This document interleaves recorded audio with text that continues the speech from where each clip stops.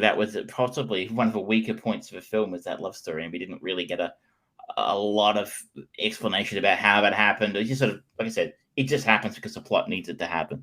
I liked it. It was enough to keep my interest, but it was imperfect, or a long way, probably further from perfect. When everything's imperfect, but it was further from perfect than it probably could have been in the hands of a more talented director than Michael Winterbottom. I generally agree with you, and I feel like overall the story tries to tell interesting kind of social things just by proxy, and it kind of meanders a bit in some unusual ways. Like when William comes back for the second time, he learns about this Code 46 violation, and he finds Maria, and he knows that she has had a virus injected into her, which essentially stimulates her fight or flight impulse if she goes into sexual encounter with the person responsible for the Code 46 violation. And that's an interesting idea, but it's an odd one that isn't fully fleshed out to the point, and it gets a kind of an uncomfortable sex scene as well, don't you think? Where she's kind of telling him, "No, I want you to make love to me," and they end up having to literally strap her down to the bed, and it's just uncomfortable. And it's like, okay, I found everything about their romance was uncomfortable. The sex scenes, they just had no chemistry together. To the two stars, everything about their romance didn't work for me. Yeah. Again, an interesting idea, but I don't know if they got the wrong actors. They didn't like each other. I just didn't buy anything about their romance. Yeah, it just felt off. And you never even kind of really,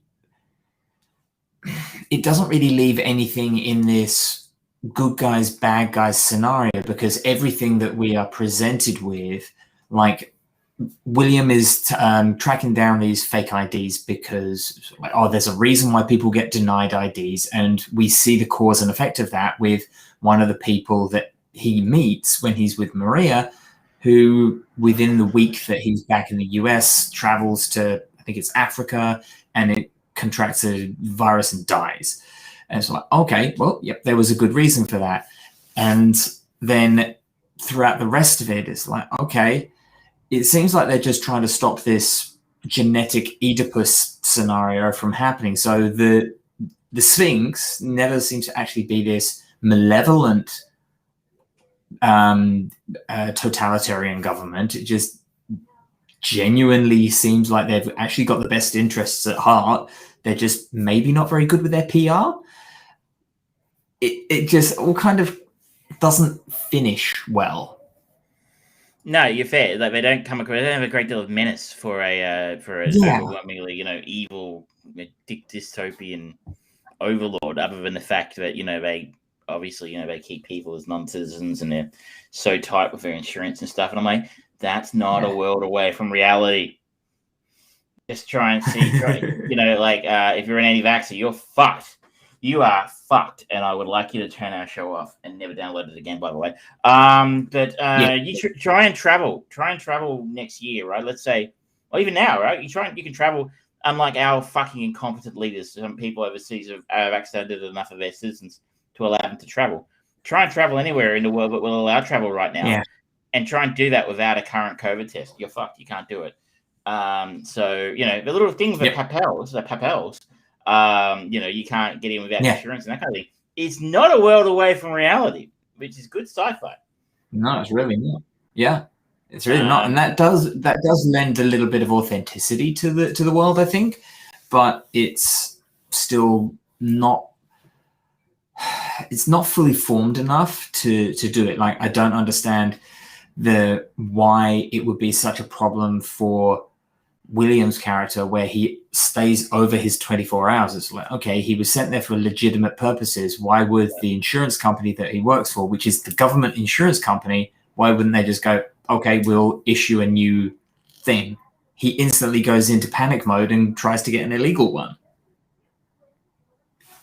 Yeah, I was thinking the same thing. Why don't you just get an extension? Surely that's a thing.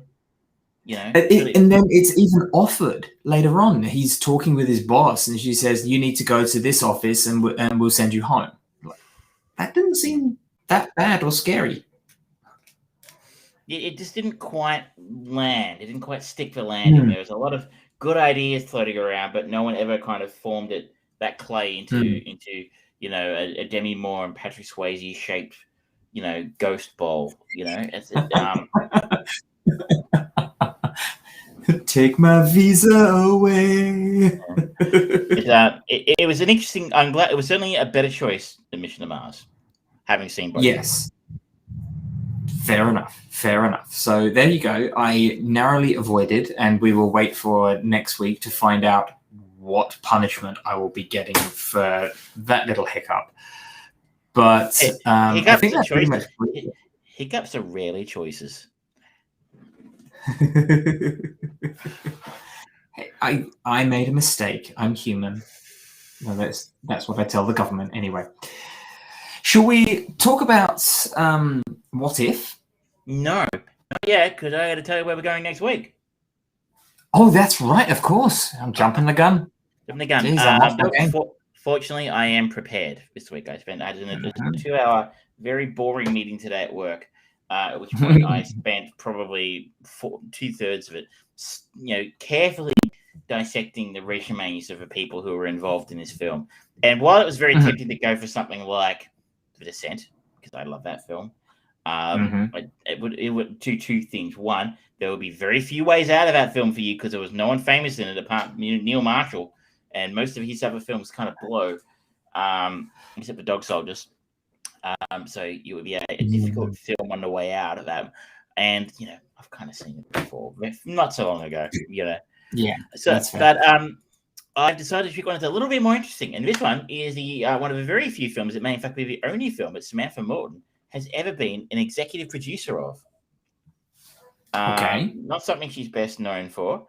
Yes, this is the only film she's ever produced. And it is the 2013 Spike Jonze film, Her. Her. Ooh, that's a good movie.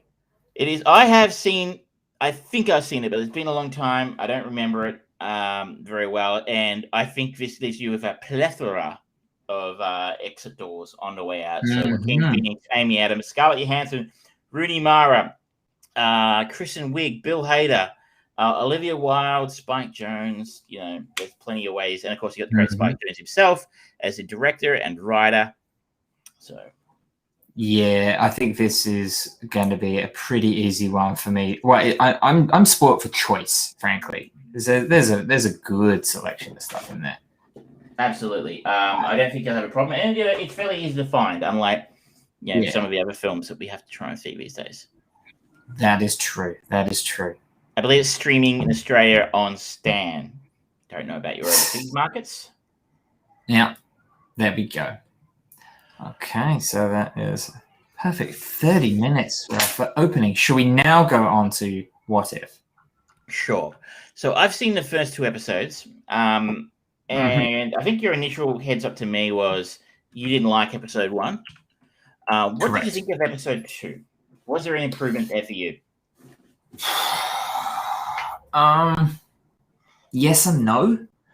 I still don't like the animation style. It still looks cheap and tacky.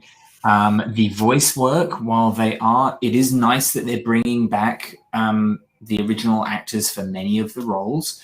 And it's a fun little send-off for Chadwick Boseman, who sadly passed away now. But they're very obviously not voice actors. And the more heinous crime is that Disney, the animated juggernaut Disney, are not getting good voice directors in for this show because 2 shows down and the voice direction has been bad.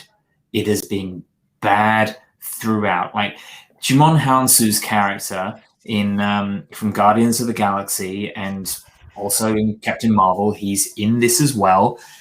And it's a completely different character, but it's such a weird choice of how he's playing it all. And again, I have the problem with disjointed storytelling throughout the whole episode. It was fun, but very disappointing. I disagree with you very strongly in episode 2. I think you're very wrong about pretty much everything there except the animation. I share your opinion, though, very strongly about the animation for best episode 1 and episode 2. I had this conversation with someone actually who got very grumpy at me that I said I thought episode 1 was trash, as he fucking loved it. And more power to him. But he thought the animation was stunning. It was just stunning. And I'm like, really? I'm like, wow. I sent him a link. I said, this week on the show, I reviewed Weathering with You. The animated film. And Weathering with You. Yes. And anyone who's listened to the show last week will know that I raved ad nauseum about the animation and how beautiful it was to look at, and what a feature of a film the animation was. And I said, this is animation. It's like, oh, well, that's a TV show. It's an animation. This is a TV show. I'm like, it's a TV show by fucking Disney. Tens of billions of dollars of their products. And Disney,